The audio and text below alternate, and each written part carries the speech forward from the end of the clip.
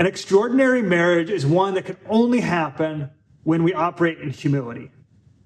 Pride and control are tempting, but a thriving marriage is one that has two humble people rowing in the same direction. Hello, my friend. My name is Zach. Humility will deepen your relationship with your wife. It grow you in self-awareness, increase your patience, increase your growth, increase your happiness. That's a ton of increases. It is beneficial to life. But if we're honest, humility is hard. Humility often is not our first reaction. Our first reaction is defensiveness, or fighting, or shutting down. That's our first reaction often. But when we walk in humility, it can change everything. In this video, what we're going to talk about is how do we grow in humility? Because hopefully all those increases convinced you want to be humble, but it's not as easy as fix it, be humble. That would be awesome.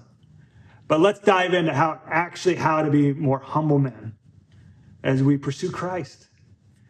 See, that's the first step, is prayer. See, it's God that changes us, not ourselves of be more humble. I wish, again, that was how it worked, that we could just clench our fists and grow in humility. But I've noticed that humility grows as I ask God for humility and I sit in self-reflection and prayer.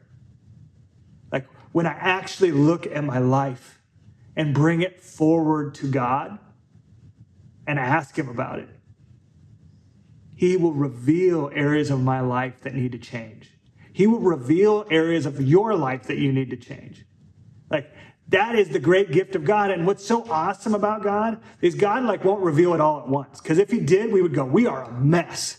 But He only reveals us what He wants to shape us and form us in that moment. And so when you're praying, ask God. Ask Him to grow you in humility. Now be warned, when we ask things of God, He answers our prayers. And sometimes growing in humility is not fun.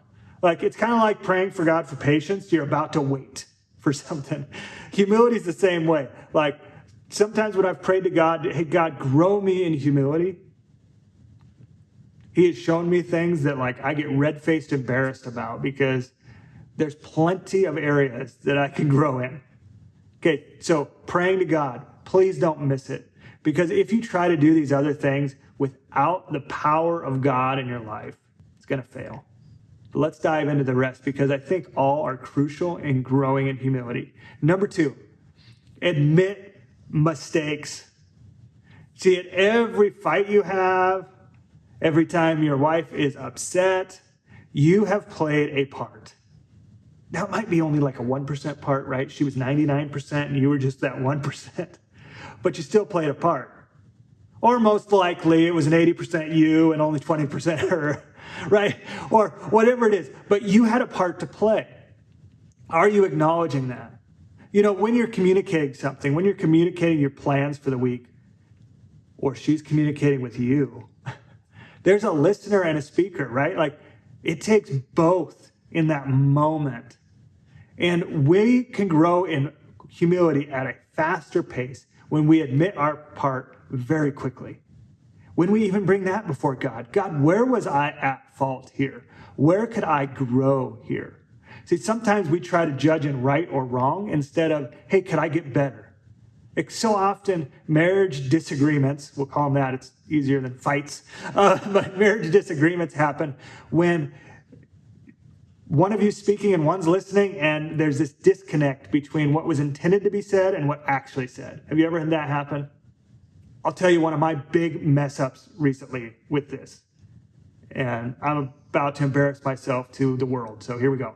So my wife is showing me these outfits. We're about to go on our 20th anniversary and we're taking this wonderful trip. And so she's buying new clothes and she wants to look good. And one of these shirts was striped. And I said, oh, you're going to look like a beach ball in that. Guys, it's because the striped pattern, the pattern is what I was talking about. It was not taken that way, that's what I was talking about. Right? And so these are one of the many times where I have messed up with this thing. This mouth has said what this was not intending to say. What I was intending to say was the pattern here. That is not how she took it. And so often in marriage, that happens, right? Where our wife's sharing with us their hard day and we're innocently trying to help. And then they're angry. Because intention and impact were different. Or you're trying to share your heart or something going on and you didn't share it quite right. And they took it a different way. Right? And so how can we get better? Where could we get better is such a crucial question to ask. And number 3, we can grow in humility by listening first. And this tests where we're at. Because when we are listening to things that our wife is saying, and we're quieter in the process, especially when it's something we're doing wrong, it grows us in that humbleness. In marriage coaching, one of the things I learned was that there's a speaker and there's a listener. And when someone's speaking, the other one, their only job is to listen to understand. And it's really tempting when someone's telling you the problem they have with you to fight or defend yourself. But a real humbling thing happens in this coaching process where you ask your wife once you've repeated back, what you heard them saying, and you ask, is that true? The most humbling part I found is there anything else? It's painful to do. But I found as I listen first and listen longer, I have become a more humble man because what I've realized is I thought I knew something and then she shares more and I'm like, oh, I was so wrong. Similar to saying beach ball, I was so wrong, right? Like there's all these different areas where if we listen first, we will grow in humility. The next step, or the next thing that grows us in humility, is when we get feedback, ask ourselves, is it true? It's too easy to defend or attack or shut down. But when you're getting feedback, even if it's harsh, is it true? Is a giant question to ask ourselves constantly because, our wives have more insights to us than anyone else.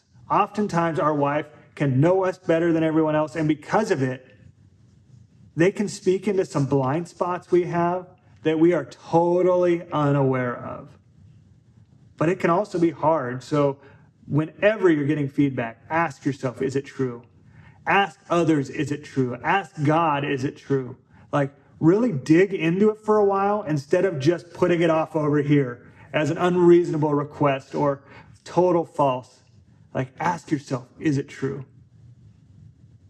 The next thing that grows us in humility is to have a serve first mindset.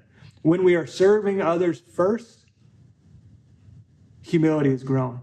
See, humility isn't thinking of yourself less as a lesser person. It's just thinking of others more. And that happens in the context of serving. If your view of humility is that, oh, I'm a lesser person. No. That is not humility. That's a dysfunctional view of humility that I think a lot of us can fall into. But humility literally is considering others first. It's considering serving first. And when we serve, it puts us in that mindset. When I'm looking at what I can get, the opposite of humility is happening.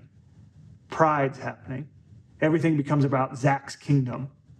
And that's not the way we're designed. We're designed to be, as men, we're designed to be servers. That is within us. By God, created to serve our wives in marriage. And so when it's our design, when we operate in our design, humility is grown, fulfillment is grown. So anytime you're looking for a way to grow in humility, just say, how can I serve my wife? And meet her there. Maybe it's bringing her coffee in the morning. Or if she doesn't like coffee, tea. If she doesn't like anything, bring her water. Or maybe it's, how can you do a chore that she normally does? Or can you pray for her and serve her in that way? There's so many easy things we can do to serve our wife and get ourselves out of our own head and our own desires. It just takes a little foresight. And if you're wondering other areas you can serve her, watch this video on servant leadership in marriage. which is the only way to lead in marriage. Have a great day, and God bless you as you grow in humility and God shapes that within you.